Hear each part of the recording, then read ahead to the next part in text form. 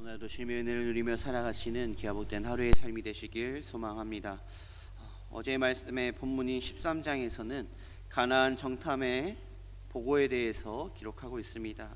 그 이어지는 오는 본문 14장의 내용은 가나안 정탐에 대한 보고의 결과로 빚어진 그 사건으로 이스라엘 백성들이 약속의 땅을 눈앞에 두고도 들어가지 못하는 비극적인 그 38년간의 광야 생활을 하게 된 직접적인 원인과 가데스 사건에 대해서 기록하고 있습니다.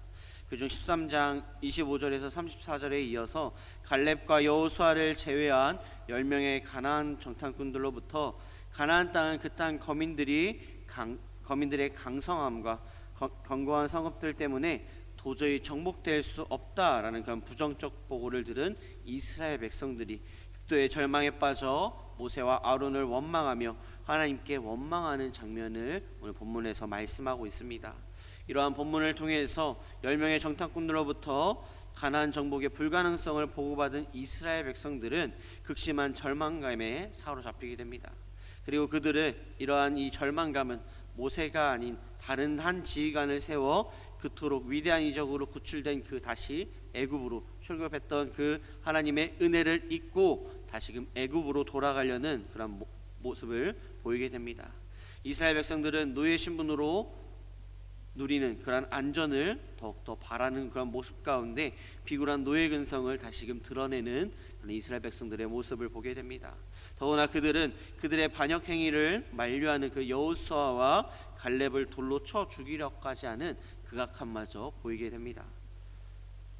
이러한 이스라엘 백성들의 불신앙적 태도는 하나님의 구속사적 섭리에 대한 그런 반역으로 볼 수가 있습니다. 하나님의 통치권에 대한 그 반역으로서 하나님을 버리겠다라고 말씀하고 있는 것입니다. 결국 38년간의 광야 생활에 발단이 되고 마는 그러한 결과를 얻게 되었습니다. 오늘 말씀을 통해서 이 이스라엘 백성들의 원망을 통해서 이 원망은 문제의 해결책이 될 수 없음을 보게 됩니다.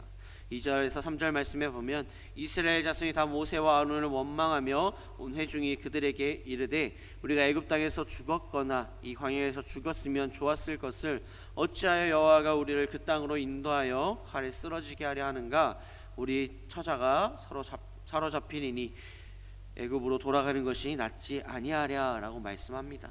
12명의 정탐꾼 가운데 여호수아와 갈렙을 제외한 그 10 정탐꾼들로부터 가나안 정복의 가능성에 대한 그 부정적인 보고를 들은 그 이스라엘 백성들이 절망에 빠졌고 또한 모세와 아론뿐만 아니라 하나님을 향하여 원망하는 그런 모습을 보이게 됩니다. 이와 같은 이스라엘 백성들의 원망은 하나님에 대한 불신앙에서 비롯된 것으로 볼 수가 있습니다. 당면한 문제를 해결하는데 어떠한 도움도 되지 못하는 하나님 앞에 원망과 불평으로 나아가는 그런 이스라엘 백성들의 모습을 오늘 말씀을 통해 우리는 보게 됩니다. 더 나아가서 우리는 이스라엘 백성들은 하나님의 약속을 믿는 것이 아니라 10명의 정탐꾼들의 그 부정적인 보고를 듣고 그것을 믿는 그런 모습 가운데 이런 문제들을 통해서 우리에게 닥쳐온 환난과 우리 또한 고난의 문제에 대해서 그 해결의 열쇠는 온전히 믿음이다라는 것을 또한 우리는 보게 됩니다.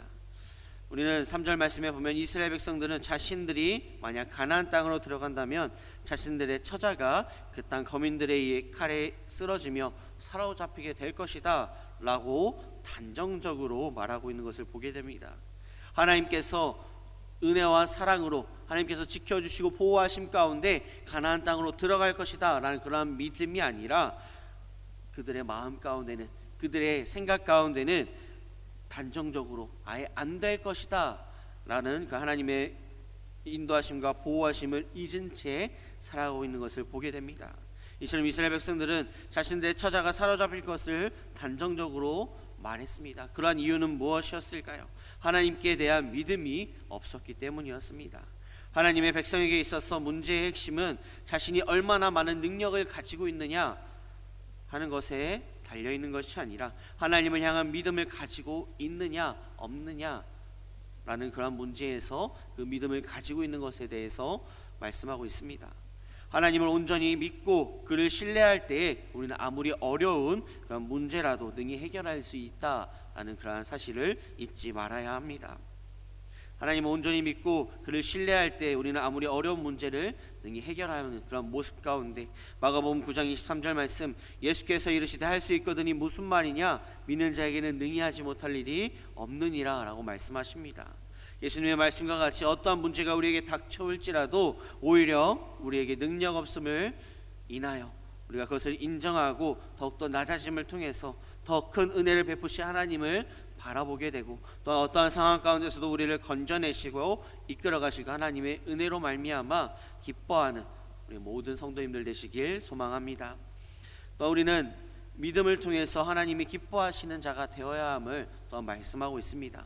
8절 말씀에 보면 여호수아와 갈렙은 하나님이 이스라엘 백성들을 통하여 기뻐하시면 그들을 적과 꿀이 흐르는 그러한 가나안 땅으로 인도하여 들이시고 그 땅을 그들에게 주실 것이다 라고 말씀하고 있습니다. 이스라엘 백성들에게 가나안 땅을 약속하신 그 하나님께서는 모든 것을 하실 수 있는 전지전능하신 분이십니다.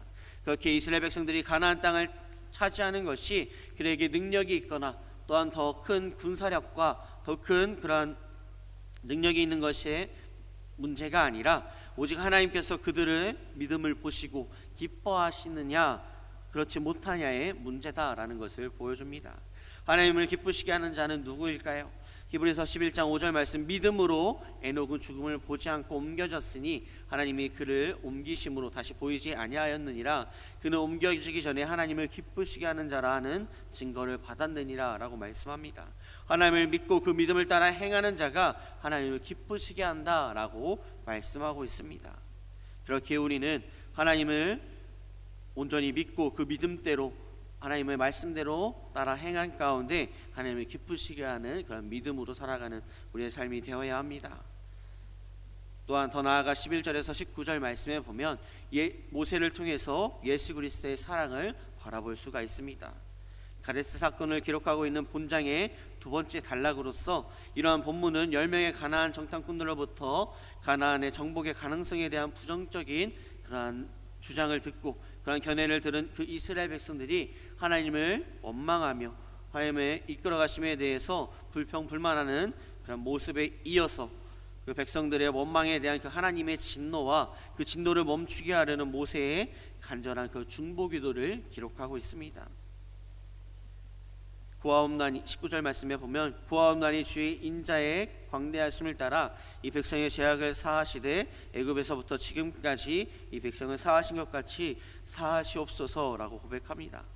이는 과거 시내 광야에서 금송아지 사건과 이어지는 그러한 말씀으로서 이스라엘의 반역과 불신앙이 얼마나 심각한 그러한 지경에 이르렀는지에 대해서 보여주고 있습니다.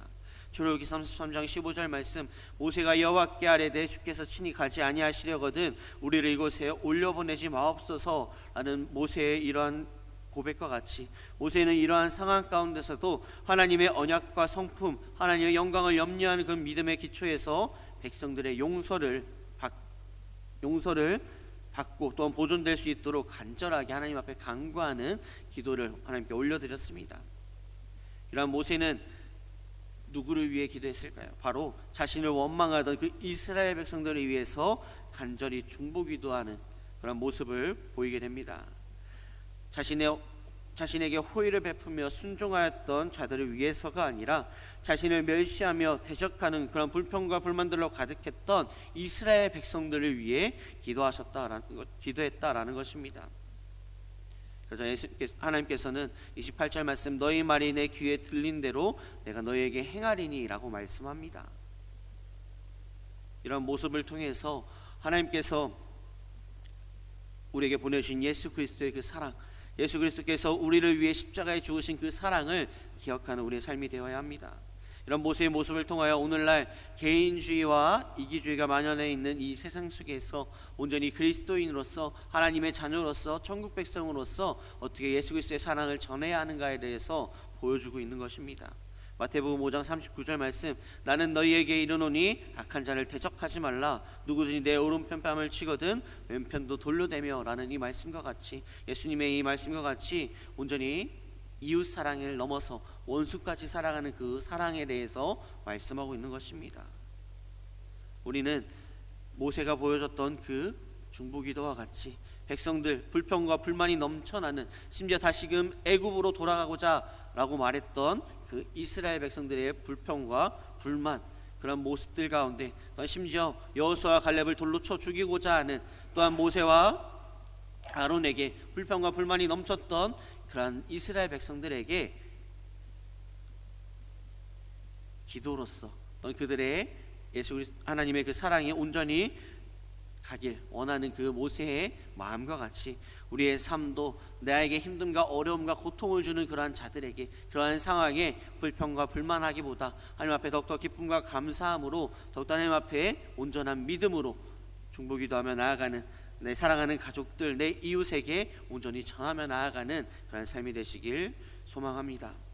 말씀을 정리하고자 합니다. 이스라엘 백성들처럼 좌절하고 포기하는 믿음이 아닌, 하나님 앞에 원망하는 그런 믿음이 아닌, 오직 하나님을 믿고 주신 약속을 바라보며 살아가는 우리의 삶이 되시길 바라겠습니다.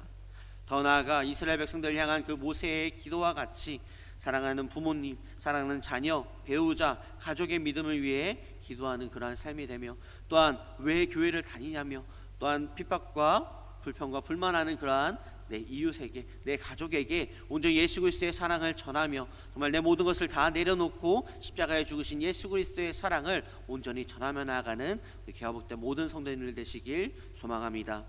기도하시겠습니다.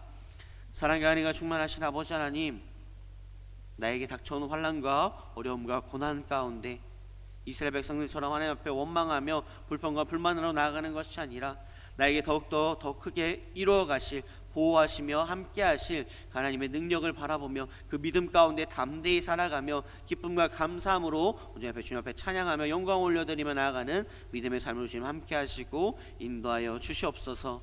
더 나아가 모세의 믿음과 같이 온전히 핍박하는 그런 자들을 위해 기도하는 것과 같이 온전히 예수님께서 원수를 사랑하며 원수를 위해 기도하라라는 말씀과 같이 온전히 나를 핍박하며 나를 힘들게 밀어넣는 그러한 이웃들과 그러한 가족들에게 온전히 예수 그리스도의 사랑을 온전히 전하며 그들을 위해 기도하며 나아갈 수 있는 우리의 삶으로 주님 함께하여 주시옵소서. 온전히 예수 그리스도의 사랑을 온전히 누리며 사랑할 주 믿사옵고 바라오며 사랑하신 예수님의 이름으로 기도드립니다.